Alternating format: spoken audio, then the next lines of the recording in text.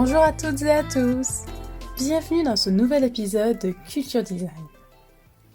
Dans l'épisode du jour, je vais vous présenter quelques principes de design visuel.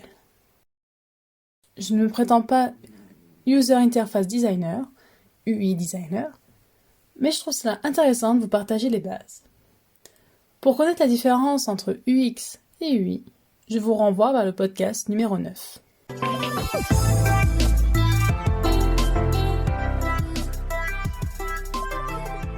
Don Norman, dans son ouvrage Design émotionnel, pourquoi aimons-nous ou détestons-nous les objets qui nous entourent, explique très bien notre relation aux objets, mais surtout leur aspect visuel.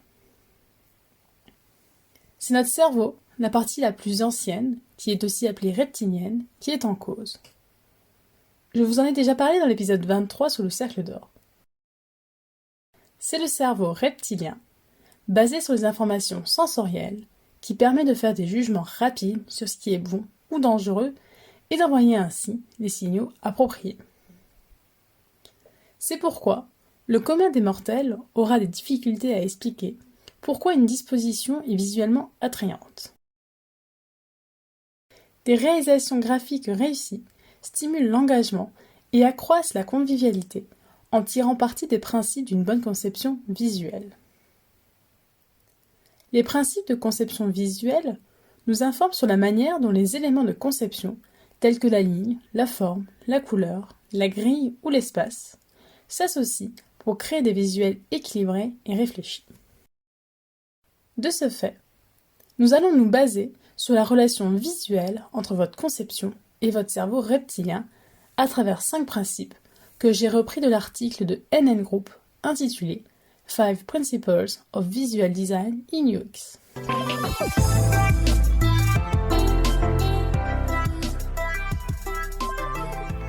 Le premier principe concerne l'échelle. Il fait référence à l'utilisation de la taille dont la relation avec le reste des éléments permet de signaler l'importance et le rang dans une composition. Une règle générale consiste à inclure des composants petits, moyens et grands dans la conception. En d'autres termes, lorsque ce principe est utilisé correctement, les éléments les plus importants d'une conception sont plus grands que ceux qui le sont moins.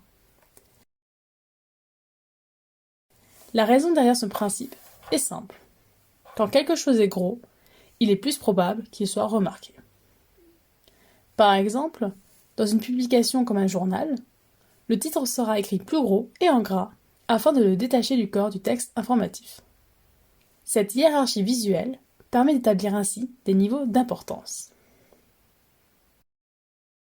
Le deuxième principe concerne la hiérarchie visuelle. Elle fait référence au guidage de l'œil sur la page afin que celui-ci détermine les différents éléments de conception dans l'ordre de leur importance. La hiérarchie visuelle s'exprime par des variations d'échelle, de valeur, de couleur, d'espacement et de placement notamment. Lorsque le principe de l'échelle est utilisé correctement, l'expérience sera positive. Les bons éléments sont mis en évidence. Les utilisateurs analysent facilement le visuel et savent comment l'utiliser. Le troisième principe concerne la notion de balance. Il est important d'équilibrer les éléments de conception, c'est-à-dire un arrangement ou une proportion satisfaisante d'éléments. L'équilibre se produit quand il y a une quantité également répartie d'éléments des deux côtés d'un axe imaginaire, ce qui n'implique pas nécessairement une notion de symétrie. Cet axe peut être vertical comme horizontal. Il sera le point de référence pour vous aider à organiser la mise en page afin que le rendu final apparaisse équilibré. Le quatrième principe concerne le contraste. C'est ce qui fait ressortir visuellement certaines parties de votre conception. Le principe de contraste s'exprime par la juxtaposition d'éléments visuellement différents afin de transmettre le fait que ces éléments sont différents et de bien souligner leurs différences. Et enfin, le dernier principe concerne la théorie de la Gestalt. Le terme Gestalt en allemand signifie forme, et de ce fait, indique que le tout, c'est-à-dire l'ensemble, est différent des parties. C'est le psychologue autrichien Christian von Ehrenfels qui est à l'origine de cette psychologie de la forme et qu'il écrit en 1890 dans son article Über Gestalt-Qualitäten. La théorie de la Gestalt faisait opposition au behaviorisme qui concerne la psychologie du comportement. La théorie de la Gestalt se caractérise par 6 lois. En premier, la loi de la bonne forme. C'est le précepte principal dont les 4 autres découlent. Un ensemble de parties informes, comme un groupement aléatoire d'éléments, tend à être perçu automatiquement, au premier regard, comme une forme. De plus, cette forme sera vue comme simple, symétrique et stable. En 2, nous avons la loi de continuité. Des éléments rapprochés tendent à représenter des formes lorsqu'ils sont perçus dans une continuité, comme des prolongements les uns par rapport aux autres. En 3, nous avons la loi de la proximité. Les éléments sont regroupés d'abord les plus proches les uns des autres. En 4, nous avons la loi de similitude. Si la distance ne permet pas de regrouper les éléments, notre cerveau nous fera repérer les plus similaires entre eux pour percevoir une forme. En 5, la loi de destin commun. Des parties en mouvement ayant la même trajectoire sont perçues comme faisant partie de la même forme.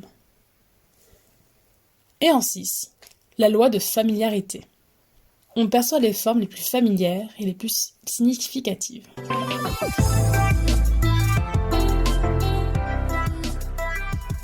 Voilà pour cette introduction à l'interface utilisateur. Comme vous l'avez entendu, il est important de ranger visuellement selon des principes scientifiques pour que votre conception soit agréablement utilisée. Vous retrouverez toutes les sources concernant le podcast sur mon site internet massomarion.wixsite.com/website dans la rubrique blog puis podcast. Vous pouvez vous abonner à ce podcast sur de nombreuses plateformes telles que Deezer, Spotify, iTunes Podcast, YouTube ou encore Podcast Addict. N'hésitez pas à le partager avec votre entourage, à faire un don sur ma cagnotte Tipeee ou à me laisser votre avis. Je me ferai un plaisir de le lire lors d'un prochain épisode. À la semaine prochaine!